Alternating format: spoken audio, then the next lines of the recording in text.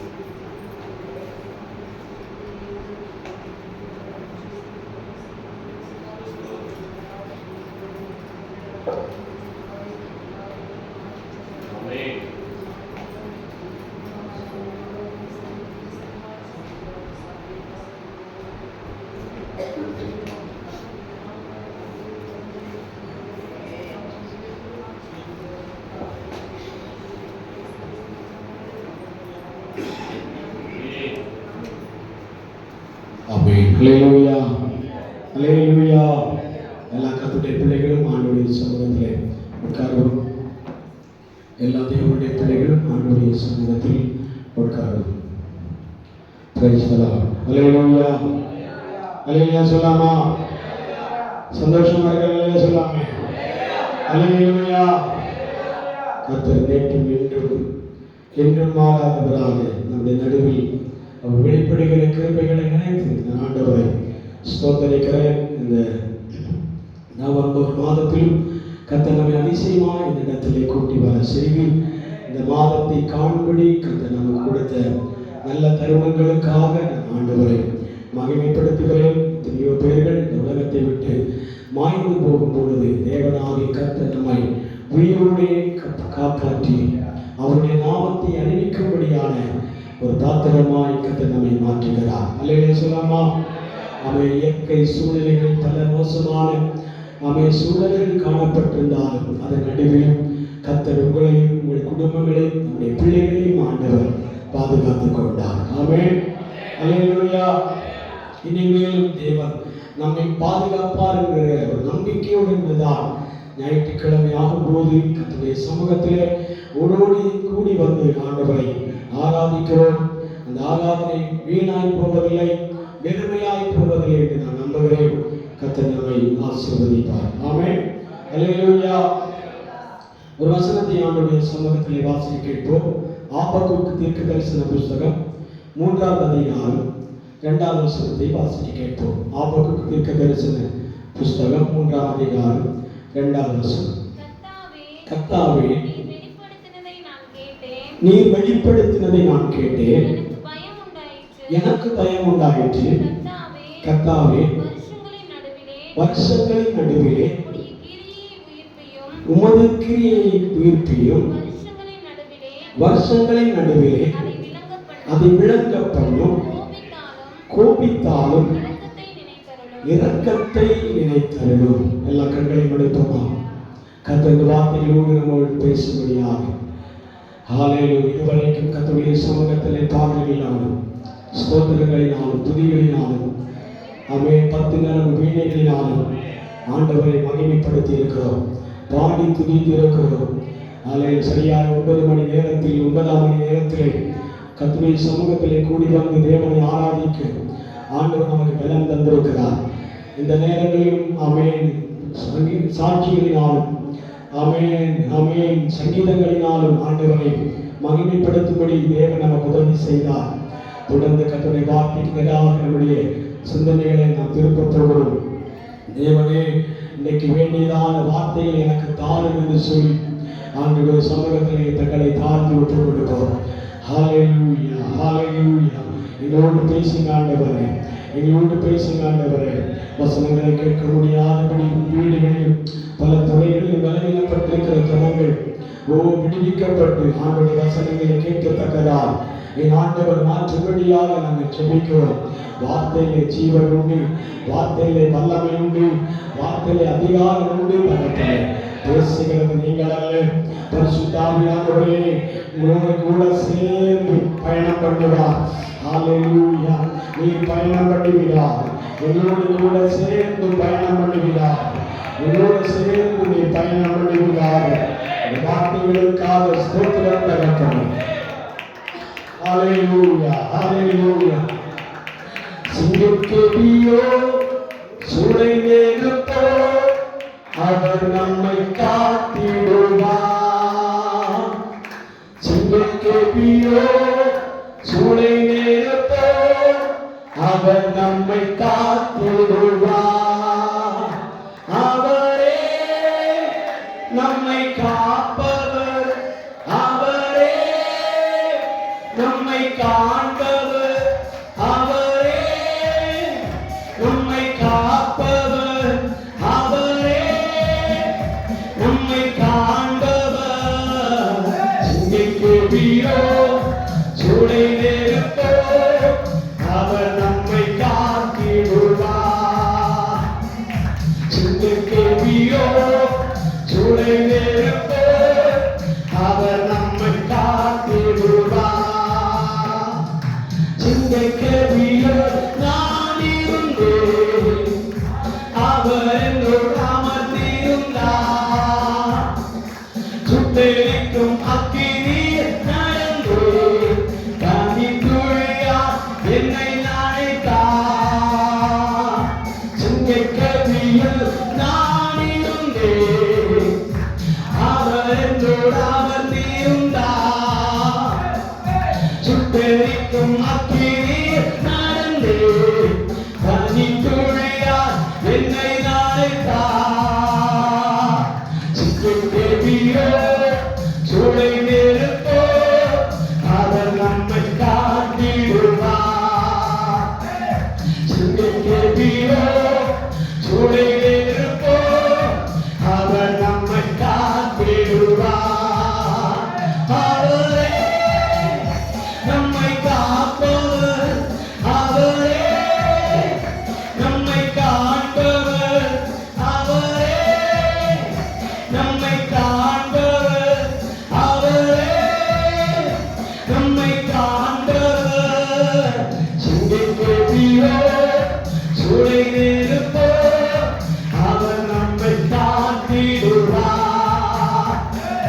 சிங்கக்கேபியோ சூளை நெருப்போ அவர் நம்மை காத்திடுவார். சிங்கக்கேபியோ சூளை நெருப்போ அவர் நம்மை காத்திடுவார். பரீட்சை என்ற தெய்வம் அனுமதிச்சா பரிகாரம் எனிக்கா கருடுக்குண்டு. பரீட்சை என்ற தெய்வம் அனுமதிச்சா பரிகாரம் எனிக்கா கருடுக்குண்டு. என்னென்னு ചോദിക്കുകയാ, എന്റെ നമ്മை കാത്തറിയുന്നുയാ. എന്നെന്ന് ചോദിക്കുകയാ, എന്റെ നമ്മை കാത്തറിയുന്നുയാ. പൂരമം ചോദനയിൽ താരങ്ങൾ വളഞ്ഞിടുമ്പോൾ, പൂരമം ചോദനയിൽ താരങ്ങൾ വളഞ്ഞിടുമ്പോൾ നടക്കുന്ന യേശുവേ, ഞാൻ അവൻ കരങ്ങളിലാ. നടക്കുന്ന യേശുവേ, ഞാൻ അവൻ കരങ്ങളിലാ. പരീക്ഷ എന്റെ ദൈവം അനുവദിച്ച പരിഹാരം എനിക്കായി തരുന്നിട്ടുണ്ട്. പരീക്ഷ എന്റെ ദൈവം അനുവദിച്ച പരിഹാരം എനിക്കായി തരുന്നിട്ടുണ്ട്. എന്ന് ചോദിക്കുക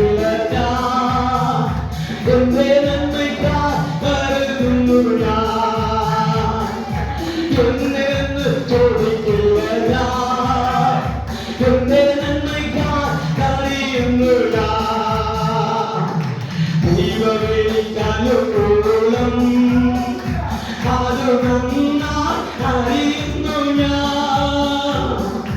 ദൈവമേ അനുകൂലം അത് നന്നായി അറിയുന്നു ഞാൻ. ദൈവമനുകൂലമെങ്കിൽ ആരെനിക്കെതിരാകിലും ദൈവമേനിക്കാൾ ആരെനിക്കെതിരാകിലും പരീക്ഷയുടെ ദൈവം അനുവദിച്ച പരിഹാരം എനിക്കായി തരുന്നിട്ടുണ്ട്. പരീക്ഷയുടെ ദൈവം അനുവദിച്ച പരിഹാരം എനിക്കായി തരുന്നിട്ടുണ്ട്. എന്തിന് ചോദിക്കില്ല ഞാൻ, എന്റെ നന്മയ്ക്കായി അറിയുന്നു ഞാൻ. ഓ എന്തിന് ചോദിക്കില്ല ഞാൻ, എന്റെ നന്മയ്ക്കായി അറിയുന്നു ഞാൻ. എനിക്കായി കരുതുന്നവൻ പാറങ്ങൾ പതിക്കുന്നവൻ. എനിക്കായി കരുതുന്നവൻ പാറങ്ങൾ പതിക്കുന്നവൻ. എന്നെ കൈവിടാത്തവൻ എന്റെ യേശുവിൻ കൂടെയുണ്ട്. ഓ എന്നെ കൈവിടാത്തവൻ എന്റെ യേശുവിൻ കൂടെയുണ്ട്. പരീക്ഷയുടെ ദൈവം അനുവദിച്ച പരിഹാരം എനിക്കായി തരുന്നിട്ടുണ്ട്. പരീക്ഷയുടെ ദൈവം അനുവദിച്ച പരിഹാരം എനിക്കായി തരുന്നിട്ടുണ്ട്. എന്നിരുന്ന് ചോദിക്കില്ല ഞാൻ, എന്റെ നന്മയ്ക്കായി അറിയുന്നു ഞാൻ. എന്നിരുന്ന് ചോദിക്കില്ല ഞാൻ, എന്റെ നന്മയ്ക്കായി അറിയുന്നു ഞാൻ. വീണാലും അവിടെ ഞാൻ ഏകനല്ല. വീണാലും അവിടെ ഞാൻ ഏകനല്ല. വീഴുന്നത് നീയല്ല, എന്റെ യേശു കരങ്ങളില. വീഴുന്നത് നീയല്ല, എന്റെ യേശു കരങ്ങളില. പരീക്ഷയുടെ ദൈവം അനുവദിച്ച പരിഹാരം എനിക്കായി തരുന്നിട്ടുണ്ട്. പരീക്ഷയുടെ ദൈവം അനുവദിച്ച പരിഹാരം എനിക്കായി തരുന്നിട്ടുണ്ട്. എന്നിരുന്ന് ചോദിക്കില്ല ഞാൻ, എന്റെ നന്മയ്ക്കായി അറിയുന്നു ഞാൻ. ഓ എന്നിരുന്ന് ചോദിക്കില്ല ഞാൻ, എന്റെ നന്മയ്ക്കായി അറിയുന്നു ഞാൻ. എനിക്കായി കരുതുന്നവൻ പാറങ്ങൾ പതിക്കുന്നവൻ. എനിക്കായി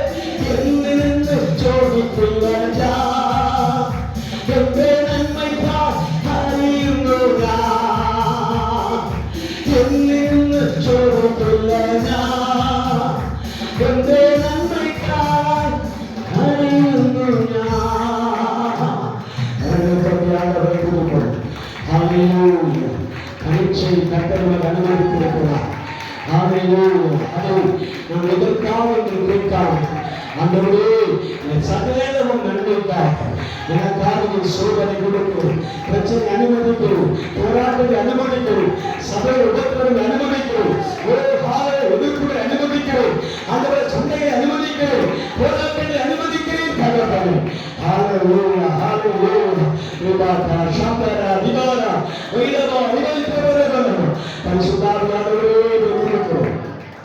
நாமத்துக்கு மகிமைப்படுத்தும் வார்த்தைகளுடைய சமூகத்தில் அர்ப்பணிக்கிறேன். வார்த்தைக்கு விரோதமாய் போராடுகிற சகல வல்லமைகளை ஆண்டவர் முறியடிப்பீரா. நாமத்தை உயர்த்துவேன். வார்த்தைகளை விளக்கமாய் இதை போதிக்கும்படியாக நாங்கள் ஜெபிக்கிறோம். இந்த வார்த்தை தந்த தேவன் சாதத்தை உண்டாக்கும்படி பரிசுத்த ஆவியானவர் உதவி செய்கிறார். எங்களை தாழ்த்தி உள்ள கரத்தில் கொண்டுவிடுவோம். தொகைக்கு நமக்கு விழாவுக்கு செலுத்துகிறேன். அன்று இயேசு கிறிஸ்துவின் நாமத்தில் கேட்கிறோம். எங்கள் ஜீவனுள்ள நல்ல தகப்பனே, ஆமென். அல்லேலூயா அல்லேலூயா சொல்லாமா? வசனத்தை ஒரு முறை கூட வாசித்து பார்க்கலாம். ஆபத்து தீர்க்கதரிசன புஸ்தகம் 3ஆம் அதிகாரம் 2ஆவது வசனம். கர்த்தாவே, நீர் வெளிப்படுத்தினதை நான் கேட்டேன், எனக்கு பயம் உண்டாயிற்று. கர்த்தாவே, வருஷங்களின் நடுவிலே கிரியையை உயிர்ப்பியும் அதை விளங்க பண்ணும் இரக்கத்தை நினைத்தருளும். அல்லேலூயா சொல்லாமா? ஆபக்குக்கு தீர்க்கதரிசன புஸ்தகம், ஆபக்குக்கு தீர்க்கதரிசி எழுதும் பொழுது சொல்லுகிற வார்த்தை இது தன்னைத்தானே தனக்கு தேர்தல் உண்டாகும்படியால் எழுதப்பட்ட ஒரு வேத வாக்கியம் எழுதப்பட்டிருக்கிறார். ஆபக்குக்கு ஒரு தேசத்தை பார்த்தோ, ஒரு சமுதாயத்தை பார்த்தோ, ஒரு சபையை பார்த்தோ அல்லது விசுவாசியை பார்த்து எழுதப்பட்ட ஒரு வேத பகுதி அல்ல. அல்லேலூயா. தனக்குத்தானே ஒரு தீர்க்கதரிசனத்தை எழுதி வைத்துக் கொண்டு அவர் ஆண்டவரை பார்த்து கேட்கிற கேள்வியை தான் இந்த இடத்துல வாசிக்கிறோம். அல்லேலூயா சொல்லாமா? நமக்கும் அப்படிப்பட்ட ஒரு பழக்கங்கள் இருக்க வேண்டும். நாம் யாரும் வசனங்களை கேட்கிறவரால் மட்டுமல்ல, பிரசங்கங்களை கேட்கிறவர்களாக மட்டுமல்ல, நமக்கு நாமே ஆண்டவரிடத்தில் வார்த்தைகளை பெற்றுக்கொண்டு அந்த வார்த்தையை கேள்வி கேட்கிறவர்களாகவும் காணப்பட வேண்டும். அல்லேலூயா சொல்லாமா? ஆண்டவர் இப்படி எழுதப்பட்டிருக்கிறது, இப்படி எனக்கு தரிசனம் சொல்லப்பட்டிருக்கிறது, இப்படி ஆண்டவருக்கு தரிசனம் சொல்லியிருக்கிறதே என்று அந்த வார்த்தையின் மூலமாக ஆபக்கு தீர்க்கதரிசி ஒரு வசனத்தை எழுதி வைக்கிறார். அல்லேலூயா. எழுதப்பட்ட வாக்கியம், கர்த்தாவே, நீர் வெளிப்படுத்தினதை நான் கேட்டேன். வசனமான மலையாளத்தில் வாசிக்க பார்க்கலாம். ஆபக்கு தீர்க்கதரிசன புஸ்தகம் 3ஆம் அதிகாரம் 2ஆவது வசனம்.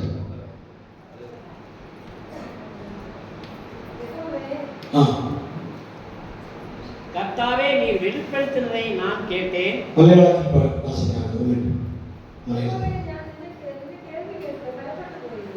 யெகோவே, நான் நின்ற கேள்வி கேட்டபோது பயந்து போனேன். யெகோவே, ஆண்டுகள் முடிவதற்கு முன்பாக உம்முடைய கிரியைகளில் என்னை உயர்த்தித் தருளும். ஆண்டுகள் தீர்வதற்கு முன்பாக அதை வெளிப்படுத்தவே. அல்லேலூயா. முதல் வாசகம், யெகோவே,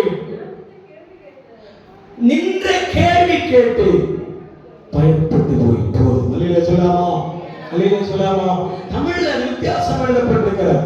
நீ வெளிப்படுத்தினதை நான் கேட்டேன். அல்லேலூயா சொல்லாமா? அந்த வார்த்தைக்கும் ஆண்டவரே, நீ என்னை தனிப்பட்ட நிலையில் ஒரு கேள்வியை கேட்டு அந்த கேள்வியை நான் கேட்டபோது பயந்து போனேன். அல்லேலூயா சொல்லாமா? அந்த வார்த்தைக்கும் இந்த வார்த்தைக்கும் வித்தியாசம் இருந்தபடினால்தான் தமிழ் உச்சரிப்பு மாறாது ஒருபோதும். இருந்தாலும் நம்முடைய ப்ரொனன்சியேஷன், நம்முடைய வார்த்தையின் வழியிலே அதை தியானிக்கும் போது, நம் பேச்சு வழக்கத்தில் அந்த காரியங்களை தியானிக்கும் போது ஆண்டவர் கேட்பார், நாம் அதை செவி கொடுக்க வேண்டும். அல்லேலூயா சொல்லாமா? தேவன் சில கேள்விகளை கேட்பார். சில கேள்விகளை பார்த்து கேட்கும் போது அந்த கேள்விக்கு பதில் சொல்ல முடியாமல் திணறுகிறதனுடைய வார்த்தை தான் பலவம். அல்லேலூயா சொல்லாமா? ஆபக்கு தீர்க்கதரிசி ஆண்டவர் ஏதோ ஒன்றை கேட்டு விட்டாரே இந்த கேள்வியை கேட்டவுடனே அவன் என்ன செய்கிறான்? பயந்து போயிருக்கிறான். அல்லேலூயா சொல்லாமா? அல்லேலூயா சொல்லாமா? ஆண்டவர் கேட்கிறதான கேள்விகளின் நடுவில் எந்த மனிதனுக்கும் என்ன செய்ய வேண்டும்? பயம் வர வேண்டும். அல்லேலூயா. இந்த பலிபீடத்திலே சாதாரண ஒரு மனிதன் நின்று பேசினாலும் கூட நீ என்ன நினைக்க வேண்டும் தெரியுமா? கர்த்தர் என்னோடு பேசுகிறார். அல்லேலூயா. வேத வார்த்தை என்னோடு அவன் வெளிப்படுகிறது. ஆண்டவர் என்னோடு பேச துணிகிறார் என்ற ஒரு மனிதன் ஆவலோடு காத்திருப்போமானால் வேத ஞானம் அதிகரிக்க எல்லாம் தெரியும் என்ற ஒரு பெருமை நமக்குள் வரவே கூடாது. அல்லேலூயா சொல்லாமா? எல்லாம் எனக்கு தெரியும், அம்மே நீ பேசினா நான் கேட்கறதுக்கு என்ன அப்படிங்கிற ஒரு அகம்பாவத்தோடு நம்ம என்ன செய்யக்கூடாது? இருக்கக்கூடாது. ஒவ்வொரு ஞாயிற்றுக்கிழமையும் ஆண்டவருடைய சமூகத்திலே ஆராதனை நமக்கு கொடுக்கப்பட்டிருக்கிறதுண்டா அது ஒரு பிரசங்க பகுதி என்ற ஒரு பகுதி இருக்கிறார். அல்லேலூயா சொல்லாமா? அந்த பிரசங்க பகுதியை கர்த்தரிடத்தில் கேள்விகளை எழுப்புவார். அல்லேலூயா. அந்த கேள்வி அவன் டைரக்டாக கேட்கப்படுகிறதல்ல. ஒவ்வொரு பிரசங்க வார்த்தைகள் நடுவே நீ செய்யப்படுகிற அக்கிரமங்களையும் பாவங்களையும் நன்மைகளையும் அவன் அதிசயங்களையும் அவன் கர்த்தருக்கு செய்திருக்கிற காரியங்களையும் கேள்வியோடு ஆண்டவர் கேட்கும் பொழுது அந்த காரியத்தை நினைத்து யோசனை பண்ணி கொண்டிருக்க கூடாது, பயப்பட வேண்டும். அல்லேலூயா சொல்லாமா? ஆண்டவரை பார்த்து பயப்படுகிற சந்ததிதான் நான் நீங்கள். அல்லேலூயா சொல்லாமா? ஆமோதிக்கிறவர்கள் அல்லேலூயா சொல்லாமே? அல்லேலூயா. நான் கர்த்தரை பார்த்து பயப்படும் சந்ததி.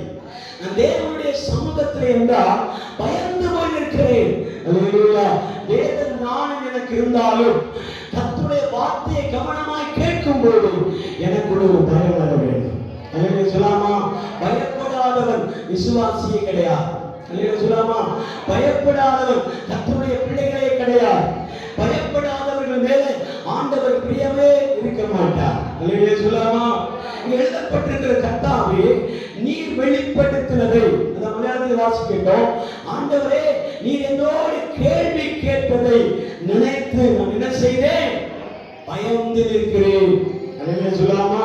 இந்த பயத்தின் நிமித்தமாக சில ஆசீர்வாதங்களை நாம் தடையாய் பார்க்கிறேன். அல்லேலூயா சொல்லாமா?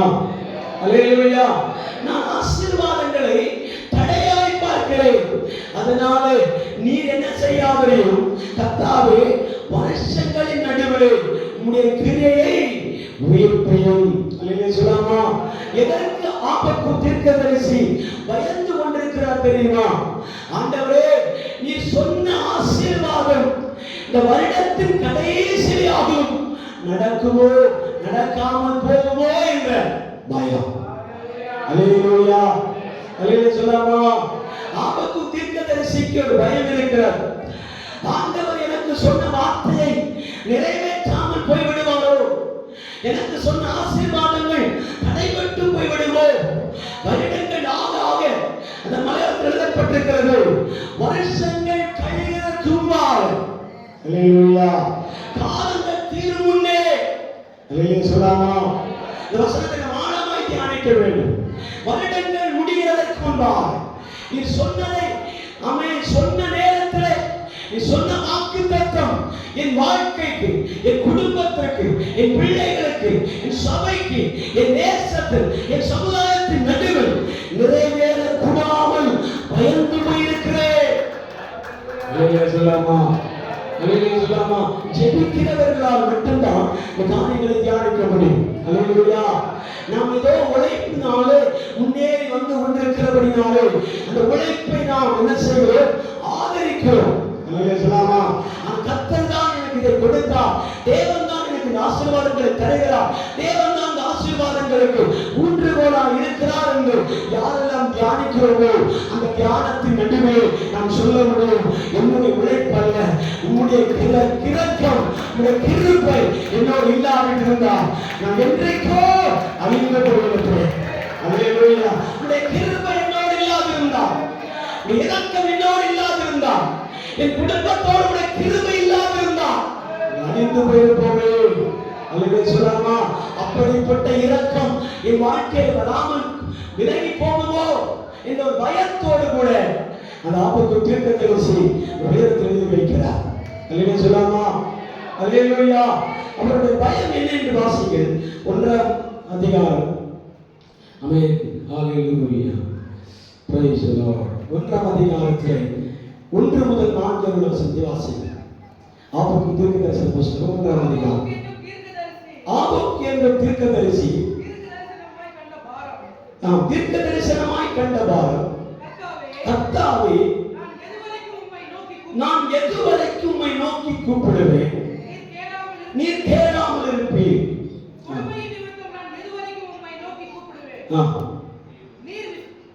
ரட்சியாமல் இருக்கிறீர். நீர் எனக்கு அக்கிரமத்தை காண்பித்து என்னை தீமையை பார்க்கப்படுகிறது என்ன? கொள்ளையும் கொடுமையும் எனக்கு எதிரே நிற்கிறது.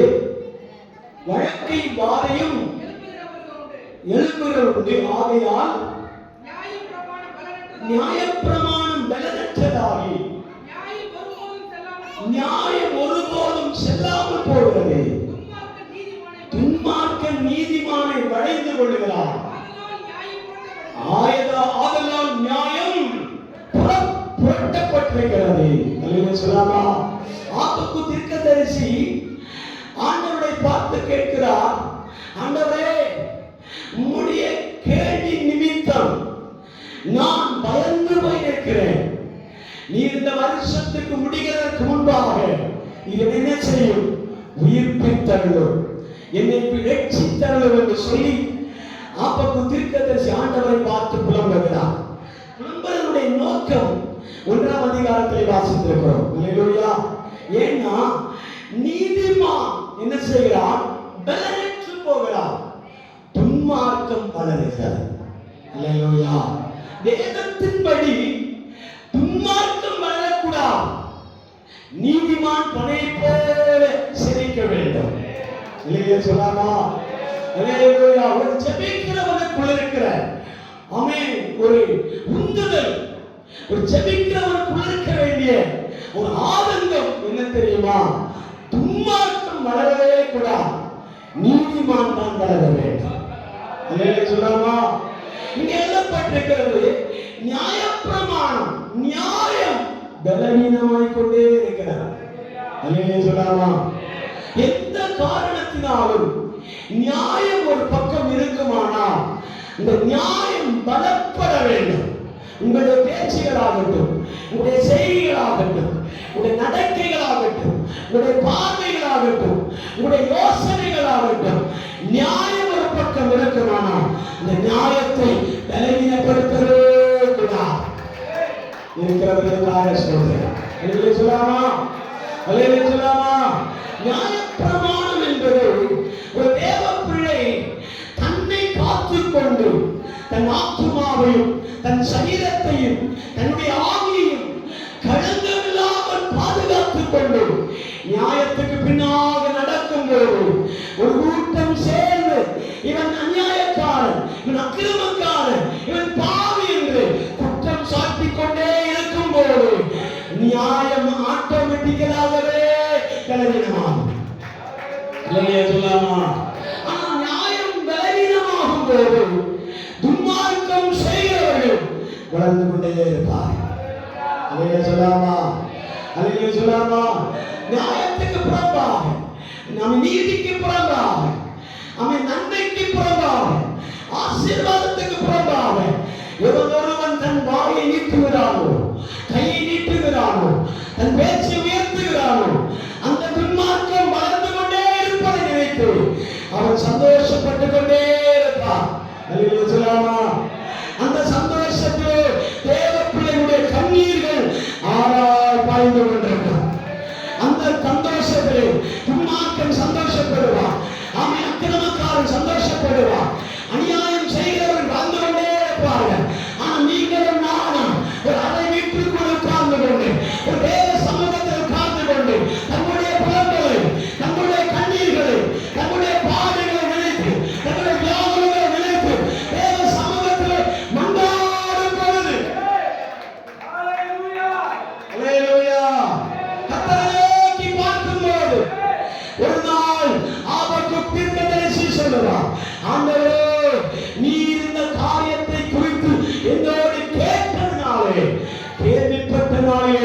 நான் பயந்து போனேன். அல்லேலூயா சொல்லாமா, அல்லேலூயா சொல்லாமா. ஏன் தெரியுமா? துன்மார்க்கன் வளருவதை நீ பார்த்து கண்ணீர் வடிக்க கூடாது. அல்லேலூயா சொல்லாமா. உனக்கு துரோகம் செய்கிறவர்கள் வளருகிறதை பார்த்து நீ கண்ணீர் வடிக்க கூடாது. ஏன் தெரியுமா? நீதிமான் விசுவாசத்தினால் பிழைப்பான்.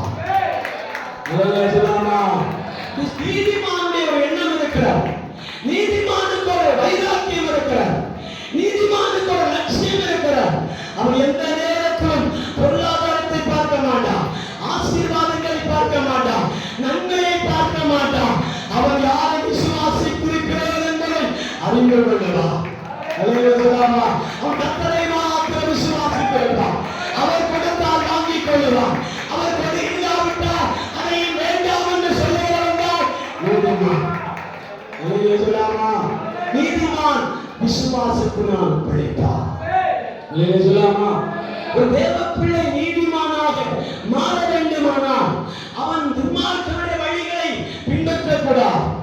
நீதிமானுடைய வழியை பின்பற்ற வேண்டும். நீதிமானுடைய வழி எங்கே இருக்கிறது? நீதிமானுடைய வளர்ச்சி விசுவாசத்தில் இருக்கிறது. அல்லேலூயா. நீதிமான் கர்த்தரை விசுவாசித்து பிழைப்பான். அல்லேலூயா. இங்கே வசனத்தில் எழுதப்பட்டிருக்கிறது 1 முதல் 4 வரை வசனத்திலே ஆபகுக்கு தீர்க்கதரிசன புத்தகம் 1ஆம் அதிகாரம் 1 முதல் 4 வரை வசனத்தை நீங்கள் வாசிக்கும் போது அங்கே எழுதப்பட்டிருக்கிறது. வாசிங்கள். கர்த்தாவே, நான் எதுவரைக்கும் உம்மை நோக்கி கூப்பிடுவேன், நீர் கேளாமல் இருக்கிறீரே. கொடுமை நிமித்தம் நான் எதுவரைக்கும் உம்மை நோக்கி கூப்பிடுவேன், நீர் ரட்சியாமல் இருக்கிறீரே. நீர் எனக்கு அக்கிரமத்தை காண்பித்து தீவினையை பார்க்க பண்ணுகிறது என்ன? கொள்ளையும் கொடுமையும் எனக்கு எதிரே நிற்கிறது. போதும். அல்லேலூயா சொல்லாமா. ஜெபிக்க ஜெபிக்க, ஆராதிக்க ஆராதிக்க, விசுவாசத்திலே வளர வளர உங்களுடைய சோதனை என்ன தெரியுமா? துன்மார்க்கன் துன்மார்க்கன் துன்மார்க்கன். அல்லேலூயா சொல்லாமா. அல்லேலூயா. தனக்கு துரோகம் கொடுமை நினைக்கிறவர்களை எண்ணி எண்ணி எண்ணி எண்ணி பார்க்கிறான். அல்லேலூயா சொல்லாமா. ஆபத்து தீர்க்கதரிசியே, நீ அந்த கொடுமைகளையும் அந்த தீவினைகளையும் அந்த துன்மார்க்கங்களையும் அந்த வளர்ச்சியை பார்த்து நீ மெச்சிக்கொள்ளாமல் நீ உனக்கு தானே ஆண்டவர் கொடுத்திருக்கிற இடத்திலே தேவனை காத்திரு. அல்லேலூயா சொல்லாமா. தேவனுக்காய் காத்திரு. ஆண்டவரை நோக்கி ஜெபம் பண்ணு. அல்லேலூயா சொல்லாமா. ஆபத்து தீர்க்கதரிசியுடைய முக்கியமான யோசனை என்ன தெரியுமா? ஜெபத்தை ஒருபோதும் விடவே மாட்டார்.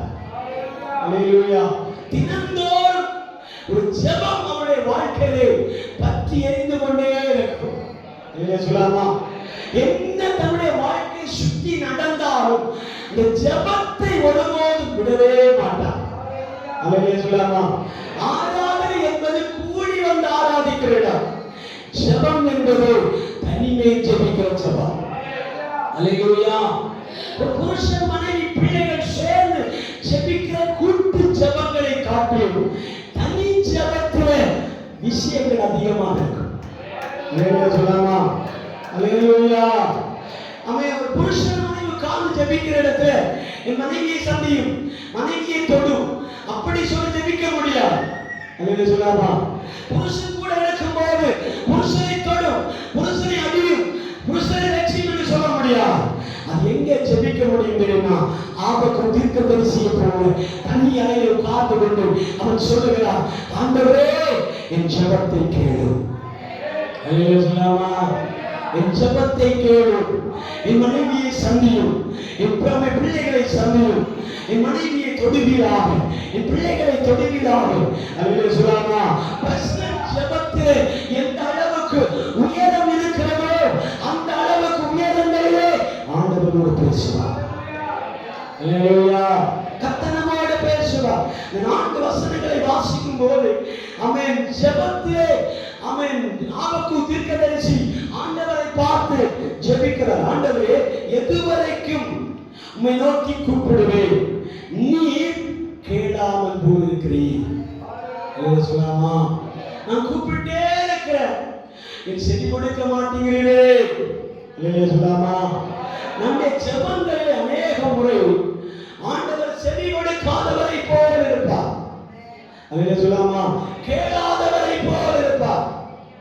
அப்புறம் போகிறவரை போல காணப்படுவார். இல்லையா? அப்புறம் போகிறவரை போல் மறைந்து கொள்கிறதை போல் காணப்படுவார். இல்லையா சொல்லாமா? ஒரு பாடல்காரன் படி பாடுவார், அப்புறம் போகிறவரை போல் இருந்தாலும் அவர் என்னை தேற்றுகிறவர். அல்லேலூயா. காணாதவரை போல் அவர் எனக்குள் காணப்பட்டிருந்தாலும் சமயம் வரும்போது, நேரம் வரும்போது அவர் அந்த இடத்தில் எனக்காக வெளிப்படுவார் என்று சொல்லுகிற மட்டும் கரங்களை தட்டி ஆண்டவரை மகிமைப்படுத்தலாமே. அந்த நேரத்தில் ஆண்டவர்களோடு கூட இருப்பார். அவர் எந்த இடத்திலும் அவர் இறங்கி வந்து என்னை விசாரிப்பார். அந்த அவருக்கு தீர்க்கதரிசியுடைய ஜெபங்கள் அவர் செவி கேளாதவர் போல் இருக்கிறார், ரட்சிக்க கூடாமல் போல் இருக்கிறார். அல்லேலூயா. ஆண்டவரே, வழக்கை நியாயம் செய்யாமல் இருக்கிறீரோ. அல்லேலூயா சொல்லாமல் 3 காரியத்தை மையமாக வைத்து ஜெபிக்கிறார். ஒன்று, நீ கேளாமல் இருக்கிறீரோ. இரண்டாவது, ரட்சிக்காமல் இருக்கிறீரோ. அல்லேலூயா. மூன்றாவது, நியாயத்தை புரட்டுகிறீரோ. 3 ஜெபமும் நம்முடைய ஆவிக்குரிய வாழ்க்கையிலே முக்கியமான ஜெபம். அல்லேலூயா. ஆண்டவர் ஜெபத்தை கேட்காவிட்டால் நம்முடைய ஜெபம் அருவருப்பாகவே மாறும். அல்லேலூயா. ஆண்டவர் நம்முடைய ஜெபத்தை கேட்கும் அளவில் நம்முடைய ஜெபம் மாற வேண்டும். அல்லேலூயா. ஆண்டவருடைய செவி கேட்டுகிறது மாத்திரமல்ல, அவர் ஜெபத்தை கேட்டா எனக்கு செவி கொடுக்கிறார் என்ற விசுவாசம் நமக்குள்ளே வர வேண்டும். இரண்டாவதாக நம்முடைய ஜெபம் நம்மை ரட்சிக்க வேண்டும், நம்முடைய குடும்பத்தாரையும் ரட்சிக்கிறதாக மாற வேண்டும். அல்லேலூயா. மூன்றாவதாம் இடத்துல முக்கியமாக எழுதப்பட்டிருக்கிறார், நியாயம் புரட்டப்படக்கூடாது. அல்லேலூயா. தாவீது தீர்க்கதரிசியுடைய ஜெபமும் இந்த வேண்டுதலும் இந்த விண்ணப்பம் யாவும் 1, 2, 3 அதிகாரத்தில் எழுதப்பட்டிருக்கிறது. நீங்க இந்த காரியங்களுக்கு என்ன செய்யுங்க? நியாயம் செய்யுங்க. அல்லேலூயா. நீ நியாயம் செய்யாமல் இருந்தால் என் வயதிலேயே, என் ஆயுசு முடிகிறதிலேயே காலங்கள் போய்விடும். அல்லேலூயா. அல்லேலூயா சொல்லாமா? அதனால அவர் சொல்லுகிறார், இந்த ஜெபம் தொடர்ந்து கொண்டே இருக்கிறது, ஆனால் பதில் வரவே இல்லை, பதில் எனக்கு கிடைக்கவே இல்லை. அநேகருக்கு ஆண்டவர் செவி கொடுத்திருந்தார், அநேகருக்கு ஆண்டவர் ரட்சிப்பை அருளி இருந்தாலும் நியாயத்துக்கு மட்டும் ஆண்டவர் தாமதிக்கிறார் என்றார். அந்த நியாயம் ஒருபோதும் தோற்று போவதில்லை. நியாயம் தோற்று போவதில்லை.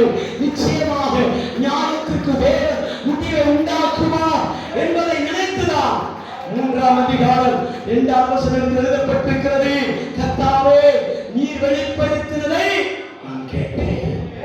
அல்லேலூயா. அல்லேலூயா சொல்லாமா? அல்லேலூயா சொல்லாமா? என் தேவன் நியாயாதிபதி, நியாயாதிபதி, நியாயம் செய்கிறவர் அல்லவோ. நியாயம் செய்கிற இடத்திலேயே நியாயத்தை பற்றி பேசலாமா? அல்லேலூயா. ஆபத்துக்குவே, நீ நியாயம் செய்கிற தேவனுக்கு முன்பாக பேசுகிறதை அறியாமல் இருக்கிறாயோ? அல்லேலூயா. அவர் நியாயத்துக்கு தான் நிற்பான், அநியாயத்திற்கு நிற்கவே மாட்டான். அதனால் அவர் கேட்ட கேள்வி அவன் காதுகளை துளைத்து போய் பயத்தை உண்டாக்கிவிட்டார். அல்லேலூயா. பயத்தை உண்டாக்கினார். அந்த பயத்தினால்தான் ஆபத்துக்கு தீர்க்கதரிசி சொல்கிறார், அந்த காரியத்தை இந்த வருடத்திலேயே எனக்கு நிறைவேற்றித்தார். அல்லேலூயா. இந்த வருடம் ஆண்டவர் நமக்கு சில நன்மைகளை நிறைவேற்றி கொடுக்கிற ஆண்டு. எத்தனை பேர் விசுவாசிக்கிறீர்கள்?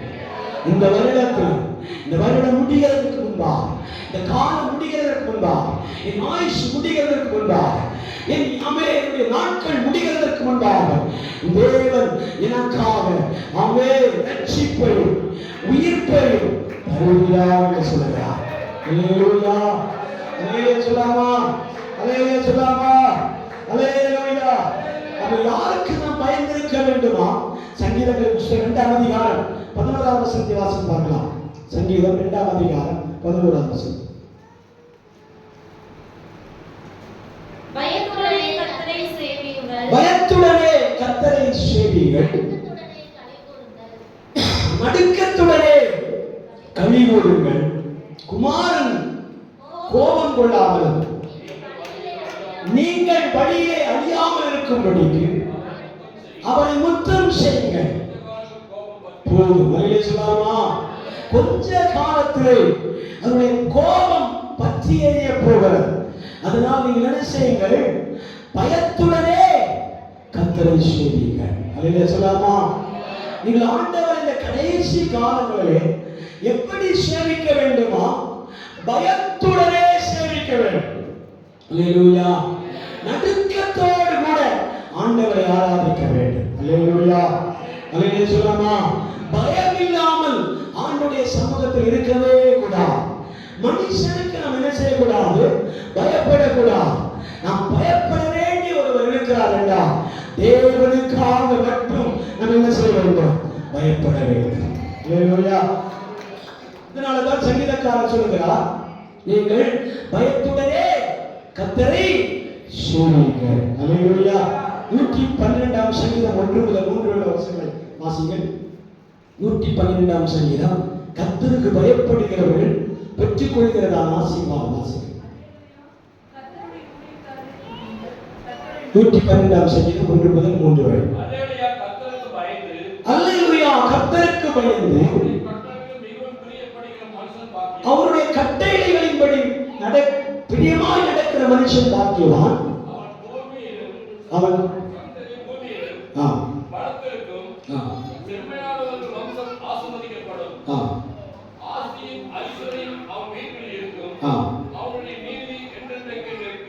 கர்த்தருக்கு பயப்படுகிறவனுடைய ஆசீர்வாதத்தை சங்கீதக்காரனாகிய அவன் ஆசிரியர் 112ஆம் சங்கீதத்தில் வைத்திருக்கிறார்.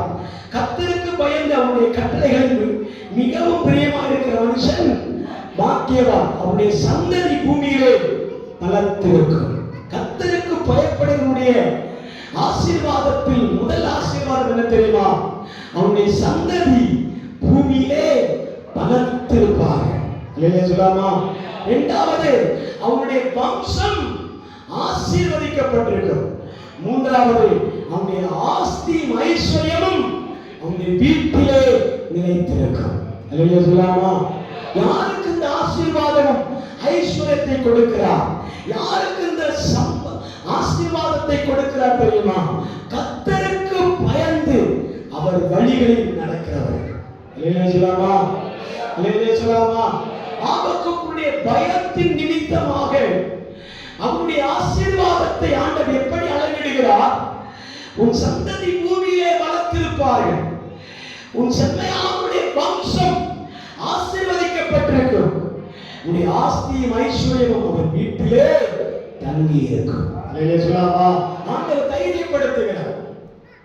ஆபக்குக்கை தைரியப்படுத்திக் கொண்டே இருக்கிறார். ஜெபத்திலே நம்ம யார் தைரியப்படுத்துறாங்களோ இல்லையோ, தேவன் இந்த வார்த்தைகளை நமக்கு நினைவுபடுத்தி தைரியப்படுத்திக் கொண்டே இருக்கிறார். அல்லேலூயா. அல்லேலூயா சொல்லாமா? உனக்கு ஆசீர்வாதம் உண்டாகும். உன்னுடைய சந்ததி பூமியிலே பலத்திருப்பார்கள். ஆஸ்தி ஐஸ்வர்யமும் உன் வீட்டிலே நிலைத்திருக்கும் என்று சொல்லி ஆண்டவர் ஜெபத்திலே நம்மை தைரியப்படுத்துவார். அல்லேலூயா சொல்லாமா? அல்லேலூயா. யாருக்கு பயப்பட வேண்டும் என்றால், ஆமென். லூக்கா எழுதின சுவிசேஷம் 12ஆம் அதிகாரம் 4ஆம் வசனத்தில் நீங்கள் வாசித்து பாருங்கள். லூக்கா எழுதின சுவிசேஷம் 12ஆம் அதிகாரம் 4ஆம் வசனம். என் சிநேகிதனாகிய உங்களுக்கு நான் சொல்லுகிறேன், சரீரத்தை கொலை செய்து அதன் பின்பு அதிகமாக ஒன்றும் செய்ய திராணி இல்லாதவர்களுக்கு பயப்படாதிருங்கள். நீங்கள் இன்னாருக்கு பயப்பட வேண்டும் என்று உங்களுக்கு காண்பிக்கிறேன். கொலை செய்த பின்பு நரகத்திலே தள்ள வல்லமை உள்ளவருக்கு பயப்படுங்கள். போதும். அல்லேலூயா சொல்லாமா? நாம் யாருக்கு பயப்பட வேண்டுமா? மனித சரீரத்தை கொல்ல. இந்த வசனத்தை வாசிக்க 4 வசனம். என் சிநேகிதராகிய உங்களுக்கு சொல்லுகிறேன், சிநேகிதர்களாகிய உங்களுக்கு சொல்லுகிறேன், சரீரத்தை கொலை செய்து சரீரத்தை கொலை செய்து அதன் பின்பு போதும், அதற்கு மேலாய் ஒன்றும் செய்ய திராணி இல்லாதவர்களுக்கு என்ன செய்யாதீர்கள், பயப்படாதீர்கள். அல்லேலூயா சொல்லாமா? கர்த்தரை ஆராதிக்கிற தேவ பிள்ளைகளுக்கு விசுவாசமான வார்த்தை ஆண்டவர் சொல்லுகிறார். நீங்கள் பயப்படக்கூடாது. யாருக்கு? நீங்கள் சரீரத்தை கொன்று அதற்கு மேலாக எதுவும் செய்ய முடியாது. திராணி இல்லாதவர்களுக்கு என்ன செய்யாதீங்க, பயப்படாதீங்க. அல்லேலூயா. ஆனால் யாருக்கு பயப்பட வேண்டுமா? சரீரத்தை கொன்று அந்த ஆத்துமாவை நரகத்திற்கு தள்ளக்கூடிய வல்லமை உள்ளவருக்கு பயந்திருங்கள். அல்லேலூயா சொல்லாமா? அல்லேலூயா சொல்லாமா? அப்ப நம்முடைய ஆத்துமாவின் மேல ஒரு அதிகாரத்தை ஆண்டவர் வைத்திருக்கிறார். அந்த அதிகாரம் உள்ளவர்களுக்கு மட்டும்தான் நாம் என்ன செய்ய வேண்டும், பயப்பட வேண்டும். அல்லேலூயா சொல்லாமா? நம்முடைய சரீரத்தை எந்த அளவுக்கு காயப்படுத்தினாலும், நம்முடைய சரீரத்தை எந்த அளவுக்கு நோக்கப்படுகிறாலும், எந்த அளவுக்கு திருநாக்கம் பண்ணினாலும், அந்த மனிதர்களுக்காக நீ ஒருபோதும் என்ன செய்யக்கூடாது, பயந்து நடுங்க கூடாது. அல்லேலூயா சொல்லாமா? யாருக்கு பயப்பட வேண்டுமா? இதே சரீரத்தை, அவன் குற்றியாக்கப்பட்ட சரீரத்தை, இதே ரத்த வெள்ளத்தில் இருக்கிற சரீரத்தை, அதே ஆத்துமாவை மீட்டெடுத்து நியாய தீர்ப்பு நாளில் நிற்பாட்டி, அதை அவன் ஒன்று நரகத்திற்கென்றும் இன்னொன்றை பரலோகத்திற்கென்றும் பிரித்தெடுக்க வல்லமை உள்ளவர் இருக்கிறாரே, அவரை நான் நீங்கள் ஆராதிக்கிற தேவனாகிய கர்த்தரே. அந்த தேவனுக்கு மட்டும்தான் உங்களுடைய பயம் இருக்க வேண்டும், உங்களுடைய பயத்தை காண்பிக்க வேண்டும். நான் நீங்கள் பயப்படக்கூடிய ஞானாதிபதி.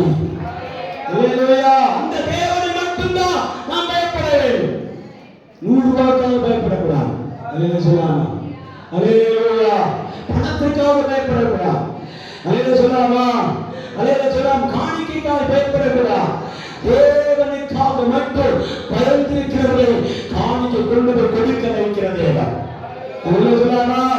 உங்களை கொடுக்க வைக்கிற ஆண்டவர்.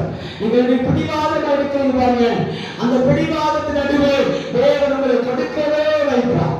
அல்லேலூயா சொல்லாமா? கொடுக்காவிட்டா உங்களுடைய வளர்ச்சியும் ஆண்டவர் அப்படியே அளந்து பார்ப்பார். அல்லேலூயா சொல்லாமா? வேடிக்கை பார்க்கிறவர்களுக்காக சொல்கிறேன், நீங்க வேடிக்கை பார்க்கிற தேவ ஜனமாக இருந்தா, அவனுடைய வளர்ச்சி எப்படி இருக்கிறது என்று பார்க்கிறேன் என்று சொல்லுகிற தேவ ஜனமாக இருந்தா, ஆபத்து தீர்க்கதரிசி சொல்லுகிறார், நான் என் வீட்டாளர்கள் இருந்தா கர்த்தருக்கு பயந்து இருப்போம். அல்லேலூயா. கர்த்தருக்கு பயந்து இருப்போம். அவருக்கு பயப்படுகிறவர்களை ஆண்டவர் வெட்கப்படுத்த மாட்டார். அவருக்கு பயந்தவர்களை ஆண்டவர் கைவிட மாட்டார். அவருக்கு பயந்தவர்களை கர்த்தர் கைவிடவே மாட்டார். அல்லேலூயா சொல்லாமா? இருக்கிறீங்களா? அல்லேலூயா சொல்லாமா? இப்ப கர்த்தருக்கு பயப்படுகிறவர்களை ஆண்டவர் என்ன செய்கிறார்? ஆசீர்வதிக்கிறார். அல்லேலூயா. அல்லேலூயா சொல்லாமா? இப்ப தேவன் இங்கே எழுதப்பட்டிருக்கிறது, புலம்பலின் புஸ்தகத்தில் 5ஆம் அதிகாரம் 21ஆம் வசனத்தில் எழுதப்பட்டிருக்கிறது, ஆண்டவரே பூர்வ நாட்களுக்குரிய ஆசீர்வாதத்தை இன்று எங்களுக்கு தாரும். அல்லேலூயா. ஆரம்பத்திலே கண்ட ரட்சிப்பை எங்களுக்கு தாரும் என்று சொல்லுகிறார். அல்லேலூயா. பூர்வ நாட்களில் என்னென்ன ஆசீர்வாதங்கள் புதை உண்டு கிடந்ததோ அந்த ஆசீர்வாதங்கள் எங்களுக்கு திரும்ப கொண்டு வாரு. அல்லேலூயா. ஆபிரகாம் கிணறை தோண்டுவான், அவன் நீரூற்றுகள் புறப்பட்டு வந்தது, தண்ணீர் தடாகமாய் மாறினது. அந்த தண்ணீரினாலே அவனுடைய ஒட்டகங்கள், ஆடு மாடுகள், ஜீவன்கள், உயிர் பிராணிகள் எல்லாமே, அவனுடைய பிள்ளைகள், மருமக்கள் எல்லாரும் என்ன செய்தார்கள்? அதிலே செழிப்பை கண்டார்கள். அல்லேலூயா சொல்லாமா? காலப்போக்கிலே யார் செய்த பாவமோ தெரியவில்லை, அந்த துறவுகள் எல்லாம் மூடப்படுகிறது. இருக்கிறீங்களா? வசனத்தை தெரிந்தவர்கள் எடுத்து வாசிக்கலாம், இல்லாதவர்கள் கவனிக்கலாம். அல்லேலூயா சொல்லாமே? ஆபிரகாம் துறவை தோண்டிக் கொண்டே இருப்பார். தொட்டதெல்லாம் பொன்னாய் மாறுகிறதை போல ஆபிரகாம் நாட்களில் எல்லாம் செழிப்பாய் மாறினர். எல்லா சம்பத்தும் ஆசீர்வாதமாய் மாறினர். செல்வ சீமானாய் இருந்தான் என்று எழுதப்பட்டிருக்கிறது. அல்லேலூயா. எங்க நான் செல்வ சீமானா இருக்கிற மாதிரி முடிக்கிறேன். ஆபிரகாம் அல்லேலூயா சொல்லாமா? அல்லேலூயா. ஆபிரகாம் அவன் துறவுகள் எல்லாம் தண்ணீர் தடாகமாய் மாறி அவருடைய எல்லா ஆசீர்வாதமும் செழிப்பாகவே மாறின. காலப்போக்கில் யார் செய்த பாவமோ தெரியவில்லை, துறவெல்லாம் மூடப்படுகிறார். இருக்கிறீங்களா? துறவெல்லாம் மூடப்பட்டது. திரும்ப ஈசாக்கிடத்திலே ஆண்டவர் சொல்லுகிறார், நீ துறவை தோண்டி. அல்லேலூயா. அவன் துறவை தோண்டும் போது ஒன்றுக்கு என்ன பேர் வைக்கிறான்? சித்தநாதா, ஏசேக். அல்லேலூயா. வாசிக்கிற வசனத்தை தெரிந்தவர்கள் எடுத்து வாசிக்கலாமே. ஆதியாகமம் 26 ஆதியாகமம் 26 15 வாசிங்க. அவன் தகப்பனாகிய ஆபிரகாமின் நாட்களில் தன் தகப்பனாகிய ஆபிரகாமின் நாட்களில் தன்னுடைய வேலைக்காரர் வெட்டின துறவையெல்லாம் தன் வேலைக்காரன் வெட்டின துறவையெல்லாம் தூர்த்து மண்ணினால் நிரப்பி போட்டார்கள். தூர்த்து மண்ணினாலே நிரப்பி போட்டார்கள். யாரு? அபிமெலேக்கியர்கள். தன் தகப்பனாகிய ஆபிரகாமின் நாட்களில் வெட்டினவைகளும் வெட்டினவைகளும் ஆபிரகாம் மரித்த பின் பெலிஸ்தர் தூர்த்து போட்டவைகளுமான பெலிஸ்தியர்கள். அல்லேலூயா. பெலிஸ்தியர்கள் எல்லாரும் என்ன செய்வார்கள்? அந்த துறவை மூடி போடுவார்கள், மண்மேடுகள் ஆக்கினார். அல்லேலூயா சொல்லாமா? அல்லேலூயா சொல்லாமா? இதை பார்த்து இன்னொருவன் அழுது கொண்டே இருக்கிறான். யார் தெரியுமா? நெகேமியா. அல்லேலூயா. என் அங்க போயிட்டாரு பாத்தீங்களா? வசனம் இப்படிதான் போகும். அல்லேலூயா சொல்லாமே? நெகேமியா அழுகிறதற்கும் அவன் புலம்புவதற்கும் அவனுக்கு வேலையே கிடையாது. என்ன தெரியுமா? அவன் ஒரு பெரிய ராஜாவின் வேலைக்காரன், பானபாத்திரக்காரன். அவனுக்கு சம்பத்து குறைவில்லை, வருமானத்துக்கு குறைவில்லை, சம்பளத்துக்கு குறைவில்லை. அவன் அழ வேண்டியதே இல்லை. ராஜா கேட்கும் அளவில் அவன் அழுகிறான். அல்லேலூயா. ஏன் அழுகிறான் என்று பார்த்தால், எருசலேமை கட்டி காத்த மதில்கள் இடிந்து போனதே. அல்லேலூயா சொல்லலாமா? எதற்கு இங்கே அழுகிறோம்? எதற்கு நாம் சோகமா இருக்கிறோம்? எதற்கு நாம் கலங்கிக் கொண்டிருக்கிறோம்? வருமான குறையா? அல்லேலூயா. சம்பத்து குறைவோ? அல்லேலூயா. அல்லேலூயா. ஆசீர்வாத குறைவோ? இல்லை, தேவ குறைவோ? எருசலேமை முழுவதும் கட்டி காத்துக் கொண்டிருந்த ஒரு உன்னதமான மதில் சுவர் இடிக்கப்பட்டிருக்கிறது. கேள்விப்பட்டவர்களோ எரேமியா புலம்புகிறார், அழுகிறார், கதறுகிறார். பதில் என்ன சொல்ல என்ன தெரியுமா? ஒன்று பாதுகாவல். அல்லேலூயா சொல்லாமே? அல்லேலூயா சொல்லாமா? இரண்டாவது எல்லை. அல்லேலூயா. மூன்றாவது அரணிப்பான மதகுகள். அல்லேலூயா சொல்லாமா? கேடயங்கள் என்பது அர்த்தம். மூன்று விதத்தில் அதை சொல்ல முடியும். ஒன்று, ஆமென், மதில் சுவர் என்பது பாதுகாவலாய் போடப்படுகிற வேலி. அல்லேலூயா. இரண்டாவது, ஆமென், ஒரு எல்லை. இவ்வளவு தூரம் தான் வரணும், அது அந்த பக்கம் போகவே கூடாது என்பதற்கு வேலி போடப்படும், மதில் போடப்படும். அல்லேலூயா சொல்லாமா? அல்லேலூயா சொல்லாமா? மூன்றாவது, கேடயமாக இருக்கக்கூடிய மதில் சுவர் இடிக்கப்பட்டிருக்கிறது. எரேமியா கேள்விப்பட்டது. கண்கள் கலங்கினது, வாடி போயிருக்கிறார், கலங்கி போயிருக்கிறார், சோகத்தோடு இருக்கிறார். பட்டினிக்காக அல்ல. அல்லேலூயா சொல்லாமா? இஸ்ரவேல் ஜனங்களுடைய அரவணைப்பாக இருந்த மதில் சுவர்கள் இடிக்கப்படுகிறது, பாதுகாவல் இடிக்கப்படுகிறது. மூன்று காரியத்துக்கு விளக்கம் இருக்கு. நேரம் இல்லாதனால முடிக்கிறேன். அல்லேலூயா சொல்லாமா? நம்மை சுற்றும் ஒரு பாதுகாவலர் என் தேவன் நிற்கும் போது நீ மட்டும் ஆராதித்தால் போதா. உன் மனைவி ஆராதிக்கிறாங்களா? உன் பிள்ளைகள் ஆராதிக்கிறாங்களா? உன் வேலைக்காரர்கள் ஆராதிக்கிறார்களா? உன் சமூகம் ஆராதிக்கிறதா என்பதை உற்று பார்க்கிறவருடைய எண்ணம் தான் மதிலை காக்கிறவருடைய வேலை. அல்லேலூயா. எரேமியாவின் வேலை என்ன தெரியுமா? அவன் பானபாத்திரக்காரனா இருந்தாலும், ராஜாவின் கீழே வேலை செய்கிறவனா இருந்தாலும், அவனுடைய எண்ணம் இஸ்ரவேல் ஜனங்களுடைய மதில் சுவர்கள் இடிக்கப்படக்கூடாது. அல்லேலூயா. அப்படி இடிக்கப்படுமானால் ஒன்று பாதுகாவல் இழந்து விடுவார்கள், ரெண்டு எல்லை மீறி விடுவார்கள். அல்லேலூயா.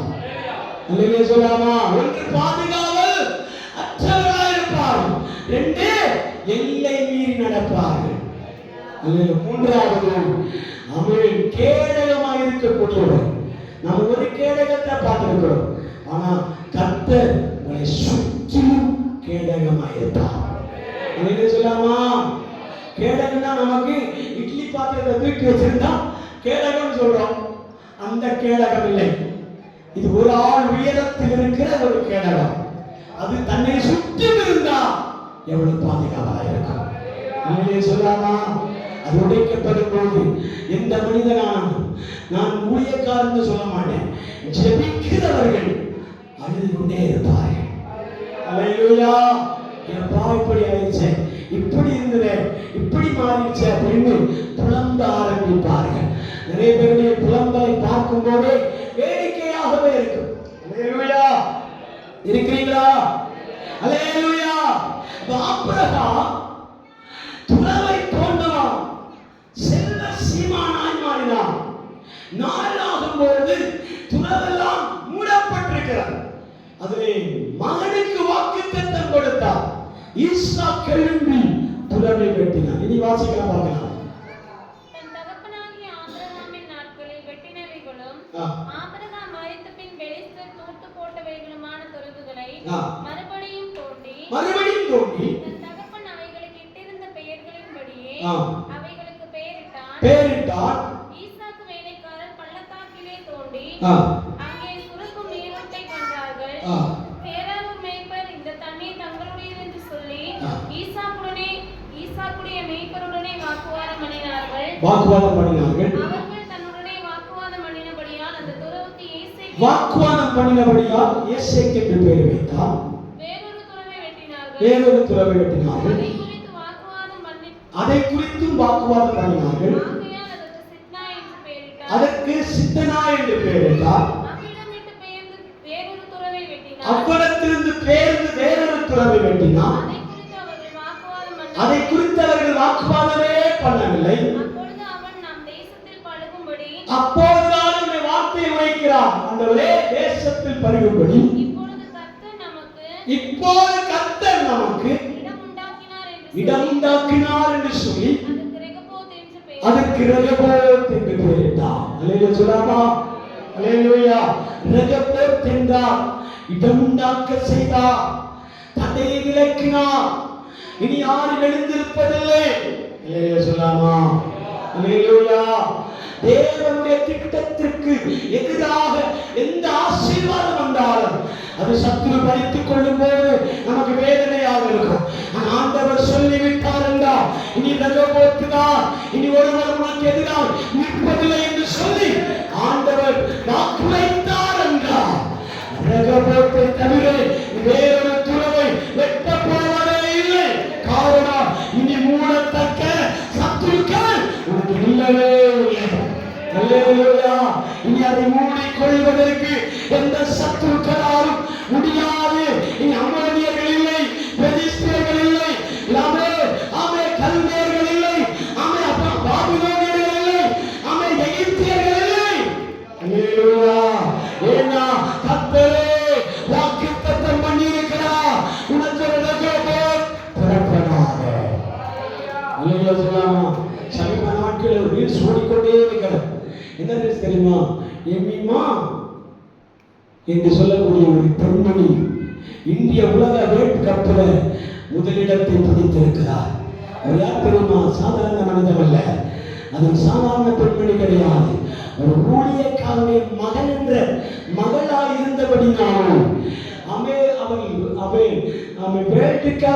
வேர்ல்ட்ல விளையாடக்கூடிய அந்த சான்ஸை இழந்து போகின்ற போது அவள் யாத்திராக்கள் புத்தகம் 14ஆம் அதிகாரம் 14வது வசனத்தை எடுத்து வாசித்தார்.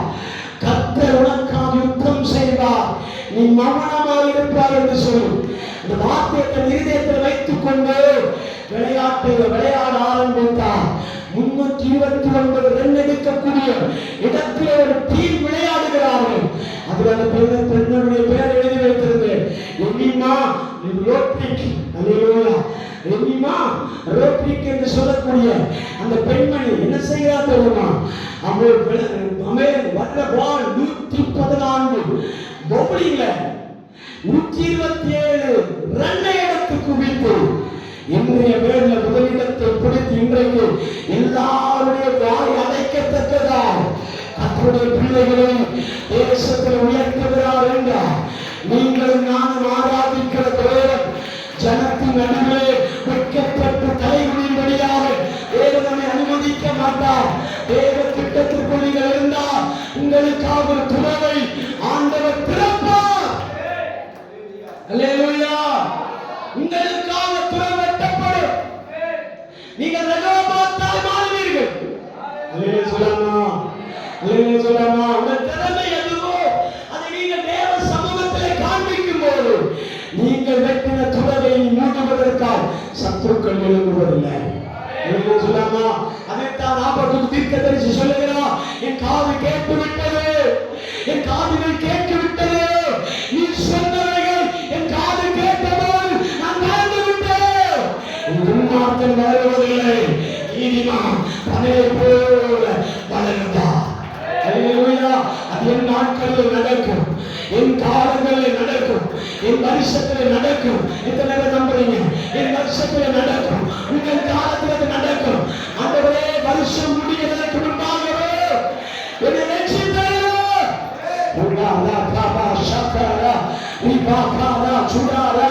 தேவன் வார்த்தை கொடுத்துட்டாருன்னா, சொல்லி முடிக்கிறேன், தேவன் வார்த்தை கொடுத்துட்டாருன்னா ஒரு தேவ பிள்ளைக்கு வாசிக்க பார்க்கலாம். நம்ம ஆபத்து புஸ்தகம் 3ஆம் அதிகாரம் 17 முதல் கீழே வசனத்தை வாசிங்க. கர்த்தர் வார்த்தை கொடுத்துட்டாருன்னா அடுத்து வாழ்க்கை நடக்கிற எது வந்தால் வாசிங்க. அத்திமரம் 16 நான் கேட்டபொழுது என் குடல் குழம்பிற்று, அந்த சத்தத்திற்கு என் உதடுகள் துடித்தது, என் எலும்புகளுக்குள் உக்கல் உண்டாயிற்று, என் நிலையிலே நடுங்கினேன்.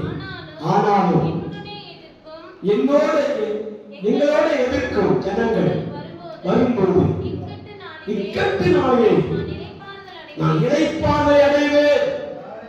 அந்த கீழவாசத்தை வாசிகள், அத்திமரம் துளிர்விடாமல் போனாலும், திராட்சை செடிகள் பலன் உண்டாகாமல் போனாலும், ஒலிவ மரத்தின் பலன் அற்று போனாலும், வயல்களிலே தானியம் விளையாமல் போனாலும், கிடையில் ஆட்டு முந்தைகள் உடலற்று போனாலும், தொழுவத்திலே மாடுகள் இல்லாமல் போனாலும், நானே கர்த்தருக்குள் மகிழ்ச்சியாய் இருப்பேன்.